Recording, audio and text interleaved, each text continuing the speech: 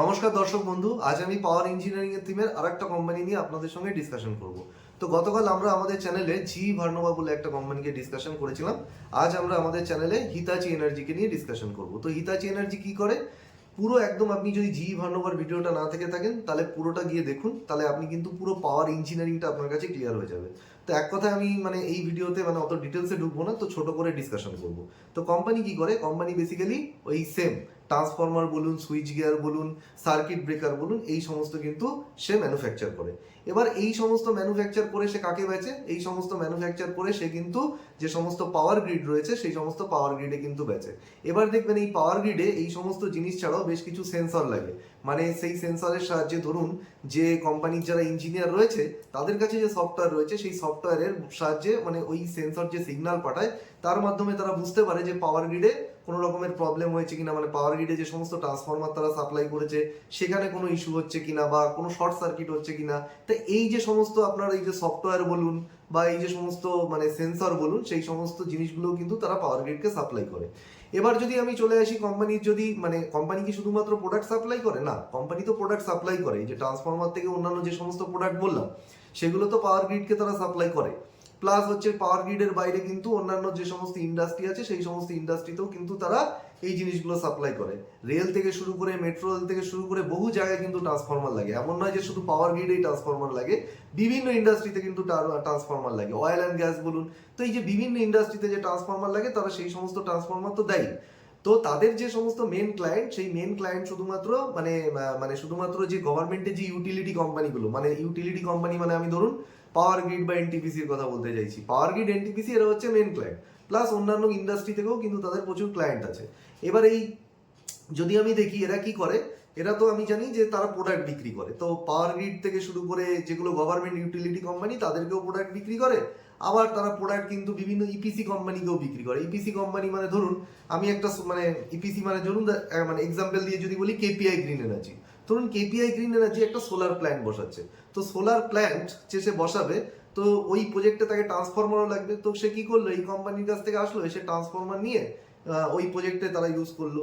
তো ইপিসি কোম্পানিগুলো কিন্তু ট্রান্সফরমারের থেকে কেনে। প্লাস অনেক ছোট ছোট কোম্পানি আছে যারা নিজেরা ট্রান্সফরমার বানায় না, অথবা তারা বানায় কিন্তু বড় বড় হাই ভোল্টেজ ট্রান্সফরমার বানায় না। তারা এই কোম্পানির কাছ থেকে সেগুলো কিনে কিনে সেগুলোকে লোগো মেরে বেচে। তো এটা তো কোম্পানি করে, এক কথায় বলতে গেলে কোম্পানি কিন্তু প্রোডাক্ট বেচে, ডিস্ট্রিবিউটারকেও প্রোডাক্ট বেচে। এবার প্রোডাক্ট বেচে ছাড়াও যেটা তারা করে সেটা হচ্ছে তারা কিন্তু পুরোপুরি প্রজেক্টের কাজ কমপ্লিট করে তাদের ক্লায়েন্টকে দেয়। ধরুন পাওয়ার গ্রিড কর্পোরেশন এলো, এসে বললো ভাই আমি পুরো একটা পাওয়ার গ্রিড বানাতে চাইছি, তো গ্রিডে যা যা জিনিস লাগবে, যা যা মাল মেটেরিয়াল লাগবে, ট্রান্সফরমার, সার্কিট ব্রেকার থেকে শুরু করে, সুইচ থেকে শুরু করে যা লাগবে সব দিয়ে তুমি পুরো আমাকে পাওয়ার গ্রিড রেডি করে দাও। তাহলে এরা কি করে, পুরো পাওয়ার গ্রিড রেডি করে ধরুন এই যে পাওয়ার গ্রিড বলুন বা অন্যান্য যে সমস্ত গভর্নমেন্ট ইউটিলিটি কোম্পানি বলুন তাদেরকে পুরো সাপ্লাই করে দেয়। তারা ইন্ডিভিজুয়াল প্রোডাক্টও বেচে, আবার পুরো প্রজেক্টের কাজ কমপ্লিট করেও কিন্তু গভর্নমেন্টকে দিয়ে দেয়। গভর্নমেন্ট যে সমস্ত ইউটিলিটি আছে বা তাদের যে সমস্ত, শুধু গভর্নমেন্ট ইউটিলিটি না, অনেক সময় প্রাইভেট কোম্পানিও তাদের ক্লায়েন্ট হয় এবং তারাও বলে এরকম ধরনের প্রজেক্ট করে দিতে, তো প্রাইভেট ক্লায়েন্টকেও এরকম ধরনের প্রজেক্ট করে দেয়। এবার এই যে ক্লায়েন্টকে প্রজেক্ট করে দিল, তারপরে ক্লায়েন্ট তাদেরকে এসে বলে যে না, প্রজেক্ট তো হয়ে গেছে, কিন্তু আমার হয়ে তুমি service maintenance, after sale service যেটা, এই জিনিসটাকে তুমি মেনটেনও করো। কি মেনটেন করবে, ধরুন পাওয়ার ওই যে গ্রিডে কোনো একটা, ধরুন ওই যে বললাম ট্রান্সফরমারে কোনো প্রবলেম এলো বা ওভারঅল ধরুন কোনো মেশিন চলছে না, তাহলে এই যে সফটওয়্যারের সাহায্যে বসে যে পুরো প্রবলেমটাকে যে সলভ করে দেওয়া, এই যে জিনিসটা এটাও তারা করে। সফটওয়্যার রিলেটেড যে সমস্ত সার্ভিস রয়েছে সেই সার্ভিসও তারা প্রোভাইড করে। তো এখান থেকেও কিন্তু তাদের রেভিনিউ আসে। তো এই হচ্ছে ওভারঅল তাদের বিজনেস মডেল। এবার যদি চলে যাই কোম্পানির পারফরমেন্সে, কোম্পানির রেভিনিউ গ্রোথ কত এসছে, প্রথমেই আমরা যে কোনো অ্যানালিসিস করবার সময় দেখবো হচ্ছে রেভিনিউ গ্রোথ। কোম্পানির গত বছরের মার্চ কোয়ার্টার থেকে এই বছরের মার্চ কোয়ার্টারে 46% রেভিনিউ গ্রোথ এসছে, এবং ফুল ইয়ারে পুরো বছরে 25 থেকে 26-এ রেভিনিউ গ্রোথ এসছে 28%। এবার রেভিনিউ গ্রোথ কোথা থেকে এলো, কোম্পানির যে অর্ডার বুক ছিল সেই অর্ডার বুকের কিন্তু একটা সিগনিফিকেন্ট পোর্শন অফ অর্ডার কিন্তু তারা এক্সিকিউশন করেছে।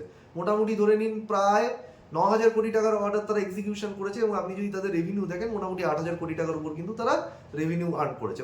তারা টাইমলি অর্ডার এক্সিকিউশন করেছে, এবং সেই জন্য তাদের কিন্তু কোম্পানির এই হিউজ রেভিনিউ গ্রোথ কিন্তু এসছে। আরেকটা কথা এই প্রসঙ্গে বলে নি, তাদের কিন্তু একটা বিশাল বড় কিন্তু গত বছর অর্ডার দিতেছিল তারা আদানির থেকে।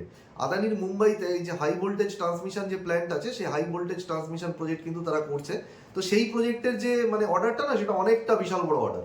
সেই অর্ডারের যে মানে থেকে সেই অর্ডারের কাজ কিন্তু পুরোপুরি শেষ হয়নি। সুতরাং থেকে সেখান থেকে যে রেভিনিউটা সেটা কিন্তু এর মধ্যে কিন্তু কাউন্ট করা হয়নি। তো এবার যদি আমরা চলে আসি যে কোম্পানির মার্জিন যদি দেখি, তো কোম্পানির যে অপারেটিং প্রফিট সেটার গ্রোথ কিন্তু রেভিনিউ গ্রোথের থেকেও বেড়েছে। মানে রেভিনিউ গ্রোথের থেকে অপারেটিং প্রফিটের গ্রোথ বেশি এসছে। তার মানে এখান থেকে আমরা বুঝতে পারছি কোম্পানি অপারেটিং লেভারেজ পেয়েছে। মার্জিন যদি দেখি, গত বছরের মার্চ কোয়ার্টারের মার্জিন ছিল হচ্ছে আপনার 12.5%-এর কাছাকাছি, ওটা বেড়ে হয়ে গেছে প্রায় 15%। এবং আপনি যদি ফুল ইয়ারে দেখেন, গত বছর থেকে এই বছরের মার্জিন প্রায় 6% বেড়ে গেছে। মানে 9% গত বছর ছিল, সেটা হয়ে গেছে 15%। এই যে হিউজ মার্জিন বেড়েছে, এই মার্জিন বাড়ার কারণগুলো কি কি আছে? তো একটা যদি দেখি যে হ্যাঁ, আপনারা অনেকেই দেখছেন যে মিডিল ইস্টের জন্য র ম্যাটেরিয়ালের কস্ট বেড়ে গেছে।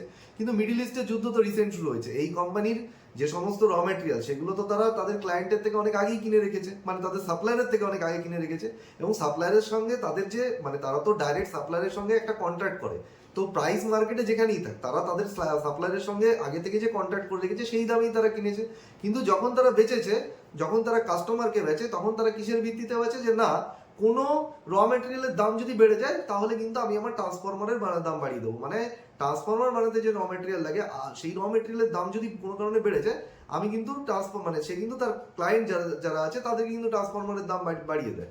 তার মানে আলটিমেটলি ব্যাপারটা হচ্ছে কোন দামে কিনেছে তার উপর ভিত্তি করে কিন্তু মার্জিন ডিপেন্ড করে না। যখনই বাজারে প্রোডাক্টের দাম, র মেটেরিয়ালের দাম বেড়ে যায়, তখন কিন্তু সে মার্জিনটাকে বাড়িয়ে দেয়। তো এটা তো গেল একটা। কিন্তু এখানে মার্জিন বাড়ার সব থেকে আসল যে কারণ হচ্ছে প্রোডাক্ট মিক্স। লো মার্জিন থেকে হাই মার্জিন, মানে প্রোডাক্ট মিক্স হচ্ছে আপনার লো মার্জিন বিজনেসের থেকে হাই মার্জিন বিজনেসের দিকে কিন্তু শিফট করেছে।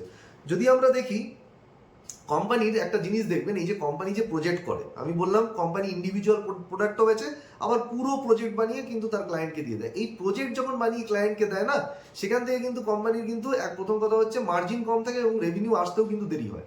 তো এখন যদি আমরা দেখি প্রজেক্ট সেগমেন্ট কিন্তু কোম্পানির কিন্তু তুলনামূলকভাবে কিন্তু কমে গেছে, প্রোডাক্ট সেগমেন্টে কিন্তু তাদের রেভিনিউ বেশি এসছে। গত বছরের প্রোডাক্ট সেগমেন্ট থেকে তাদের 45% রেভিনিউ এসেছিল, এই বছর 53% রেভিনিউ এসছে। সুতরাং আমরা দেখতে পাচ্ছি এই প্রোডাক্ট সেগমেন্ট কিন্তু হাই মার্জিন সেগমেন্ট। দ্বিতীয় যেটা হচ্ছে সেটা হচ্ছে এই যে হাই ভোল্টেজ ট্রান্সমিশন লাইন। এই হাই ভোল্টেজ ট্রান্সমিশন লাইনের যে ব্যবসা তারা রয়েছে, এইটা কিন্তু তাদের টোটাল বিজনেসের 15%, মানে টোটাল তাদের যে রেভিনিউ, তার টোটাল সেলসের কিন্তু 15% কন্ট্রিবিউশন করছে। তো এখানে যেহেতু মানে মানে আপনি যদি গত বছর বা কয়েক বছর আগে দেখেন, তাহলে এই সেগমেন্ট থেকে তাদের রেভিনিউ কম আসতো। এখন যেহেতু এই সেগমেন্ট থেকে বেশি রেভিনিউ বেশি আসছে, এটা যেহেতু একটা হাই মার্জিন সেগমেন্ট, এর জন্য কি হচ্ছে, কোম্পানির ওভারঅল মার্জিন কিন্তু বেড়ে গেছে। এবং কোম্পানি কিন্তু মানে আগে কি ছিল, র ম্যাটেরিয়ালের জন্য পুরোপুরি ফরেন থেকে আমদানি করতো সমস্ত র ম্যাটেরিয়াল। এখন কিন্তু এই হাই ভোল্টেজ ট্রান্সমিশন বলুন বা বিভিন্ন কম্পোনেন্ট বলুন, তারা কিন্তু নিজেরা তৈরি করে নিচ্ছে। যখনই কোনো কোম্পানি নিজেরা কম্পোনেন্ট তৈরি করে, তখন জেনারেলি কি হয়, তাদের মার্জিন কিন্তু বেড়ে যায়। তো এই কারণে আমরা দেখতে পাচ্ছি কোম্পানির মার্জিন কিন্তু বেড়ে গেছে। এবার তো কথা হলো, এ তো হচ্ছে এই মানে এখনকার পারফরমেন্স গেল। যেটা আমাদের দেখতে হবে যে কোম্পানির ম্যানেজমেন্ট গাইডেন্স কি দিচ্ছে এবং আগামী দিনে কোম্পানির অপরচুনিটি কোথায় আছে। তো কোম্পানির ম্যানেজমেন্ট কিন্তু কোনো রেভিনিউ গ্রোথের গাইডেন্স দেয়নি। জেনারেলি এই কোম্পানি ম্যানেজমেন্ট কখনোই কিন্তু রেভিনিউ গ্রোথের গাইডেন্স দেয় না। তো রেভিনিউ মানে আগামী দিনে কতটা হতে পারে আমরা কি থেকে বুঝবো? কোম্পানি অর্ডার বুক দেখে বুঝবো। তো এই মুহূর্তে যদি অর্ডার বুক দেখেন, 29,533 কোটি টাকার তাদের অর্ডার আছে টোটাল। এবার এই অর্ডারের মধ্যে না লং টার্ম এবং শর্ট টার্ম দু রকমের অর্ডার আছে। কিছু কিছু অর্ডার আছে যেগুলো মোটামুটি মানে সেই অর্ডারের কাজ শেষ করে ক্লায়েন্টের হাতে তুলে দিতে তাদের 3 থেকে 4 বছর লেগে যাবে। বেসিক্যালি এই যে হাই ভোল্টেজ ট্রান্সমিশন লাইনের যে কাজ হয় না, সেগুলো কিন্তু সব লং টার্ম অর্ডার হয়। তো সেখান থেকে তো এই মুহূর্তে রেভিনিউ আসবে না। কিন্তু কোম্পানির মানে যে শর্ট টার্ম অর্ডার মানে যে অর্ডারগুলো মোটামুটি ধরুন আগামী 1 বছরে কোম্পানি কাজ শেষ করে ক্লায়েন্টের হাতে তুলে দিতে পারবে, তো সেখান থেকে আগামী 1 বছরে রেভিনিউ গ্রোথ আসবে। তো সেটা যদি দেখি মোটামুটি আপনার মানে আগামী 1 বছরের জন্য কোম্পানির হাতে মোটামুটি যে শর্ট টার্ম অর্ডার 29,000-এর মধ্যে 12-13,000 কোটি টাকা শর্ট টার্ম অর্ডার আছে। তো সেখান থেকে যদি আমি রেভিনিউ গ্রোথ ক্যালকুলেশন করি, তাহলে মোটামুটি কত রেভিনিউ গ্রোথ আসছে পরের বছরের জন্য? 35 থেকে 40% কোম্পানি রেভিনিউ গ্রোথ আসতে পারে। তো রেভিনিউ গ্রোথের এটা হচ্ছে ভিজিবিলিটি। এবং এখন যে টোটাল অর্ডার বুক আছে, এই অর্ডারটা কিন্তু মানে এই অর্ডার বুক ভিজিবিলিটি দিচ্ছে আগামী 3 বছরের রেভিনিউ। তো সুতরাং রেভিনিউ গ্রোথ নিয়ে কিন্তু কোনো কোম্পানির কিন্তু কোনো প্রবলেম নেই। রেভিনিউ গ্রোথ বা সেলস গ্রোথ কিন্তু চলে আসবে এই অর্ডার বুক থেকে। এবার যেটা মানে বিষয় হচ্ছে, এবার সেটা হচ্ছে যে মানে এই যে রেভিনিউ গ্রোথের কথা আমরা বললাম, তো সেই রেভিনিউ গ্রোথটা আসবে কোথা থেকে? রেভিনিউ গ্রোথ আনতে গেলে তো কোম্পানিকে কিছু না কিছু করতে হবে যেখান থেকে এই রেভিনিউ গ্রোথটা আসবে। তো কোম্পানি কি তার জন্য কি কি স্টেপ নিচ্ছে? তো প্রথমেই আমরা দেখবো যে কোম্পানি কি এর জন্য ক্যাপেক্স করছে। তো কোম্পানির যে ম্যানেজমেন্ট প্রথমে গাইডেন্স দিয়েছিল, মানে গত কোয়ার্টারেই তারা গাইডেন্স দিয়েছিল যে তারা 27 সালে 700 কোটি টাকার উপর কিন্তু খরচা করবে। এখন কিন্তু এই যে কোয়ার্টারে কোম্পানির ম্যানেজমেন্ট কিন্তু 2000 কোটি টাকার কিন্তু, মানে তারা যে বলছে, মানে প্রথমে অ্যাকচুয়ালি যদি আপনি 2-1 বছর আগে গিয়ে দেখেন, মোটামুটি 2-3 বছরে তারা বলেছিল যে 2000 কোটি টাকা কিন্তু তারা খরচা করবে। এখন তারা বলছে, মানে এখন তারা এই কোয়ার্টারে এসে আরো 2000 কোটি টাকা বলছে তারা খরচা করবে আগামী 2-3 বছরে। মানে 700 কোটি টাকার কথা যে বলেছিল পরের বছর খরচা হবে, মানে আমরা বুঝতে পারছি কোম্পানি কিন্তু আরো বেশি খরচা করবে। কেন খরচা করবে? কারণ কোম্পানির কাছে কিন্তু এই মুহূর্তে হিউজ অর্ডার আছে, হিউজ ডিমান্ড আছে। তো যত সেই হিউজ ডিমান্ডকে যদি কোম্পানিকে মানে ডেলিভার করতে হয়, তাহলে অবশ্যই তাকে খরচা করতে হবে। এবং এর জন্য কোম্পানি কি করছে, তার ট্রান্সফরমারের ক্যাপাসিটি বাড়াচ্ছে। গুজরাটে করণ বলে একটা জায়গা আছে, সেখানে কিন্তু তারা একটা নতুন ট্রান্সফরমারের প্ল্যান্ট বসাচ্ছে এবং এই প্ল্যান্টটা কিন্তু 28 সালের শেষে চলে আসবে। এইখানে কিন্তু কোম্পানি এই যে মানে প্ল্যান্টটা বসাচ্ছে, এতে কি হবে, তার বর্তমানে যে ট্রান্সফরমারের ক্যাপাসিটি আছে সেই ট্রান্সফরমার ক্যাপাসিটি কিন্তু ডবল হয়ে যাবে। তো মোটামুটি যদি আপনি দেখেন 30 থেকে 40 গিগাভোল্ট অ্যাম্পিয়ার কিন্তু ট্রান্সফরমার ক্যাপাসিটি কিন্তু কোম্পানির বেড়ে যাবে। এবং এই যে প্রজেক্টটা করছে এটা কিন্তু সম্পূর্ণভাবে গ্রিনফিল্ড প্রজেক্ট মানে হচ্ছে কোম্পানি সম্পূর্ণভাবে মানে নতুন জমি কিনে সেই জমির উপর কিন্তু মানে পুরো একটা ট্রান্সফরমারের প্ল্যান্ট তৈরি করছে। এটা তো গেল গ্রিনফিল্ড। প্লাস যদি দেখি আমরা, তারা ব্রাউনফিল্ড এক্সপানশনও করছে। ব্রাউনফিল্ড এক্সপানশন মানে কিছুই না, মানে তাদের যে এক্সিস্টিং যে পুরনো যে সমস্ত মানে প্ল্যান্ট আছে, মানে যেখানে তারা ট্রান্সফরমার বানায়, সেখানেই কিন্তু তারা আরো ক্যাপাসিটি বাড়িয়ে নিচ্ছে। তো ব্যাঙ্গালোরে কিন্তু তারা তাদের যে পুরনো প্ল্যান্ট আছে সেখানেও কিন্তু তারা ক্যাপাসিটি বাড়াচ্ছে। তো এই যে কোম্পানি হিউজ যে ক্যাপেক্স করছে, এখান থেকে কিন্তু মানে কোম্পানির আগামী দিনে রেভিনিউ গ্রোথটা আসবে। এবার যদি আমরা মার্জিনের, মানে এটা তো গেল হচ্ছে মার্জিন, তো আমরা আগেই ডিসকাশন করলাম যে কোম্পানির মার্জিন কেন বেড়েছে। এবার আগামী দিনে মার্জিনের যদি আমরা দেখি, তো মার্জিন গাইডেন্স কি কোম্পানির ম্যানেজমেন্ট কি কোনো মার্জিন গাইডেন্স দিয়েছে? তো কোম্পানি ম্যানেজমেন্ট কিন্তু কোনো রেভিনিউ গ্রোথের যেমন গাইডেন্স দেয়নি, মার্জিন গ্রোথেরও কিন্তু কোনো গাইডেন্স দেয়নি। কিন্তু বেশ কিছু মানে বেশ কিছু জিনিস রয়েছে যার জন্য আমরা বলতে পারি লং টার্মে কিন্তু কোম্পানির মার্জিন বাড়বে। তো কি কি কারণে মার্জিন বাড়বে? গতকালও আমরা ডিসকাশন করেছিলাম, এই যে হাই ভোল্টেজ ট্রান্সমিশন লাইন, এই হাই ভোল্টেজ ট্রান্সমিশন লাইন কিন্তু, মানে এই যে হাই ভোল্টেজ ট্রান্সমিশন যে প্রজেক্ট রয়েছে সেগুলো কিন্তু আগামী 10 বছর অনেক আসতে চলেছে। তো কোম্পানির হাতে কিন্তু এখনই কিন্তু 3-4টে প্রজেক্ট তাদের হাতে রয়েছে, মানে যেগুলোতে তারা বিড করেছে। তো সেখান থেকে তারা যে কোনো মানে যদি একটা দুটো প্রজেক্ট জিতে যায়, তাহলে আগামী 3-4 বছরের রেভিনিউ তো সেই প্রজেক্ট থেকেই চলে আসবে। এ তো গেল একটা জিনিস। প্লাস দ্বিতীয় যদি আমরা দেখি, এই যে হাই ভোল্টেজ মানে transmission line, high voltage transmission লাইনের যে সমস্ত কম্পোনেন্টগুলো লাগে, সেই সমস্ত কম্পোনেন্ট কিন্তু কোম্পানি এখন, মানে আগে বাইরে থেকে আনতো, এখন সেই সমস্ত কম্পোনেন্ট কিন্তু আমাদের দেশের মধ্যেই বানিয়ে নিচ্ছে। ফলে যত নিজের দেশের মধ্যেই সমস্ত কম্পোনেন্ট বানাবে, তত কি হবে, ইম্পোর্ট বা বাইরে থেকে আনার খরচা কমে যাবে। বাইরে থেকে আনার খরচা কমে গেলে কিন্তু মার্জিন বাড়বে। প্লাস 3 নম্বর যেটা সব থেকে বড় অপরচুনিটি, সেটা হচ্ছে ডেটা সেন্টার কিন্তু যদি দেখেন সারা ভারতে এই মুহূর্তে ডেটা সেন্টারের ক্যাপাসিটি কিন্তু 2 গিগাওয়াটেরও কম। এবার কোম্পানির বক্তব্য হচ্ছে আগামী কয়েক বছরে এই ডেটা সেন্টার ক্যাপাসিটি বেড়ে 13 থেকে 18 গিগাওয়াট পর্যন্ত চলে যেতে পারে। এবার ডেটা সেন্টার ক্যাপাসিটি যত বাড়বে, তো ডেটা সেন্টারে যে ট্রান্সফরমার লাগে তার ডিমান্ডও বাড়বে। এবং এই কোম্পানি বেসিক্যালি ডেটা সেন্টারে যে ট্রান্সফরমার লাগে, বা মানে বলতে পারেন যে হাই ভোল্টেজ যে সমস্ত ট্রান্সফরমার লাগে, এই সেগমেন্টে হচ্ছে চ্যাম্পিয়ন। মানে হাই ভোল্টেজ ট্রান্সফরমার বানানোর কিন্তু, বিশেষ করে গ্রিড বলুন বা ডেটা সেন্টার বলুন, হাই ভোল্টেজ ট্রান্সফরমার বানানোর কিন্তু কোম্পানির কাছে মানে এক্সপার্টাইজ রয়েছে।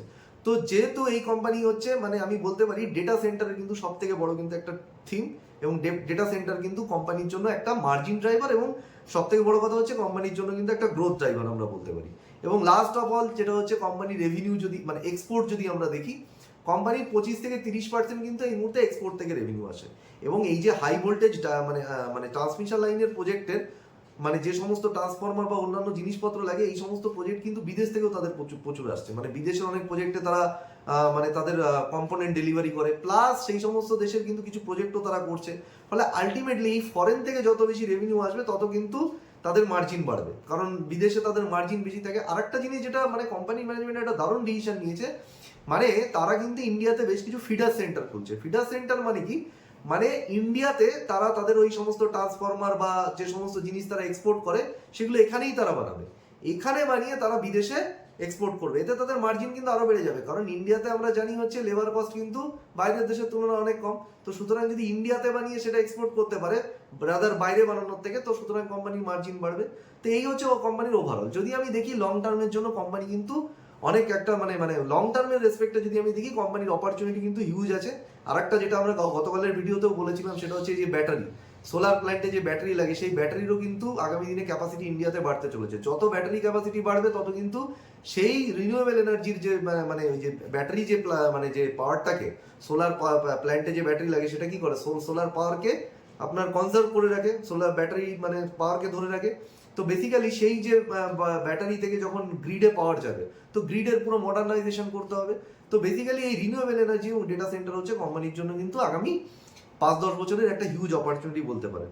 তো এইখানে মানে এটা তো মানে ওভারঅল গেল। প্লাস কোম্পানি যদি দেখেন সব থেকে বড় মোট, কোম্পানির সব থেকে বড় মোট হচ্ছে কোম্পানির প্যারেন্টেজ। মানে এই কোম্পানি কিন্তু একটা জাপানি যে কোম্পানি, সেই জাপানি কোম্পানির কিন্তু ইন্ডিয়ান মানে সাবসিডিয়ারি।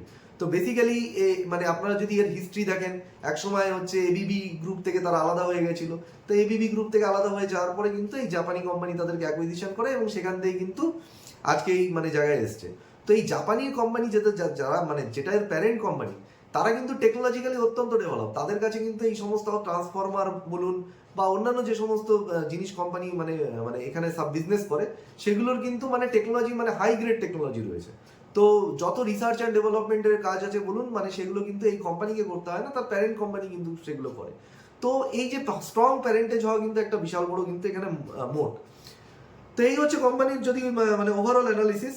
যদি আমরা দেখি যে কোম্পানি এই মুহূর্তে কোন জায়গায় আছে, কোম্পানির কিন্তু ব্যালেন্স শিট কিন্তু স্ট্রং, ব্যালেন্স শিট নিয়ে তো কোনো কথা হবে না।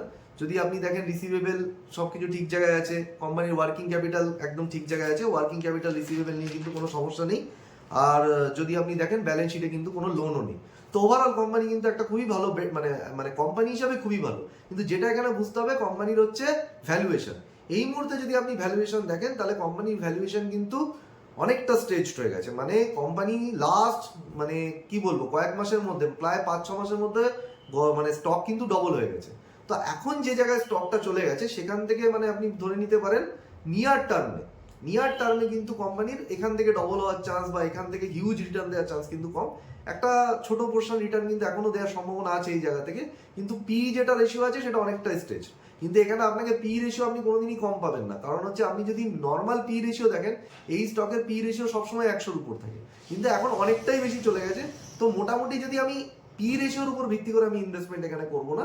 আমি যেটা দেখবো সেটা হচ্ছে এই মুহূর্তে কোম্পানির যে সমস্ত মার্জিন এবং গাইডেন্স তারা দিয়েছে সেটা কিন্তু মানে এখন এই জায়গা থেকে নিয়ার টার্মে যদি আপনি ইনভেস্ট করেন আগামী 1-2 বছরের জন্য, তো সেখান থেকে ডবল হওয়ার প্রবণতাটা কিন্তু কম। কিন্তু আপনি যদি মানে 3-4 বা 5 বছর বা 10 বছরের জন্য ইনভেস্ট করেন, তাহলে কিন্তু এই কোম্পানি এখান থেকে অনেক বড় জায়গায় যেতে চলেছে। একটাই যেটা রিটেল ইনভেস্টরদের জন্য সমস্যা, সেটা হচ্ছে এই স্টকের এখন মানে একটা স্টকের দামই প্রায় 33,000 টাকা।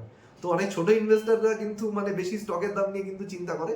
তো বেসিক্যালি এই ম্যানেজমেন্ট যেটা করতে পারে আগামী দিনে সেটা হচ্ছে মানে স্টককে স্প্লিট করে দিতে পারে।